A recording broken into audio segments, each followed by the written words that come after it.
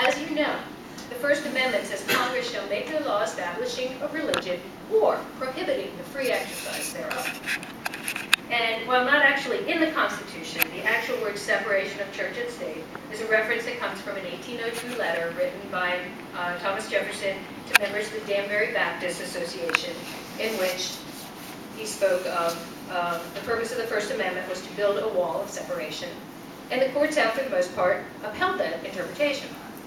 The Dover School Board did not. But for the most part, this is a live and let live policy. It's like, you don't force me to believe what you believe, and I won't force you to believe what I believe. And I think for the most part, that is something that Americans do hold dear, for the most part. And I think that's one of our best things about us.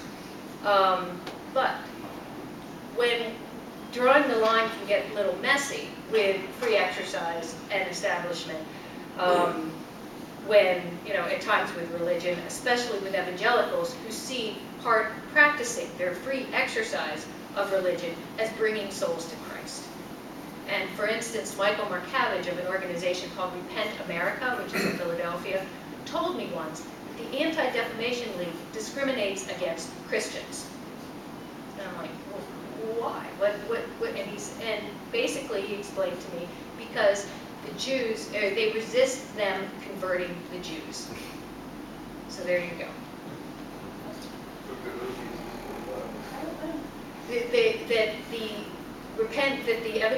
That the Anti-Defamation League discriminates against Christians because they keep them from their efforts at converting the Jews to Christianity.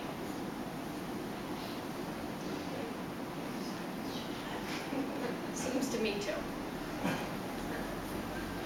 Okay, so, but of course this isn't anything new. We've been fighting this battle for about 80 years now. And strangely enough, the public's views are striking contrast to those in the science community, as you realize.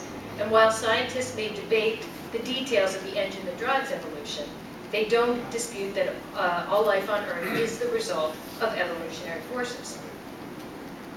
Now, what this is, of course, is this is the Scopes monkey trial. And by the way, that in Dayton, Tennessee, the newly formed ACLU had wanted to get a test case to challenge the Butler Act, which was a law in Tennessee that prohibited the teaching of students in the public schools that humans came from a lower life form.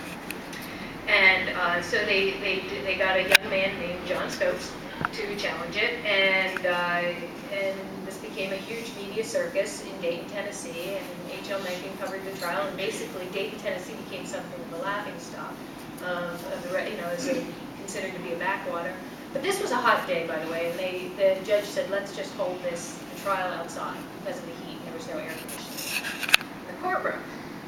So one of the things that's sort of in the whole thing with the inherit the wind and everything that gets forgotten is that John Scopes actually lost his case, and he was fined $100.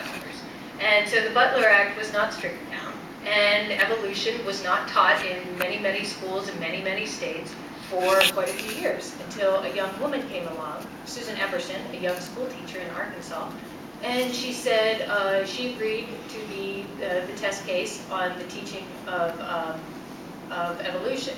And this case made it all the way up, Epperson versus Arkansas, all the way up to the U.S. Supreme Court. And the Supreme Court says, well, yeah, this is a religious motivation. These laws are for a religious purpose and have no secular purpose. And so they violate the First Amendment. And I'll show you really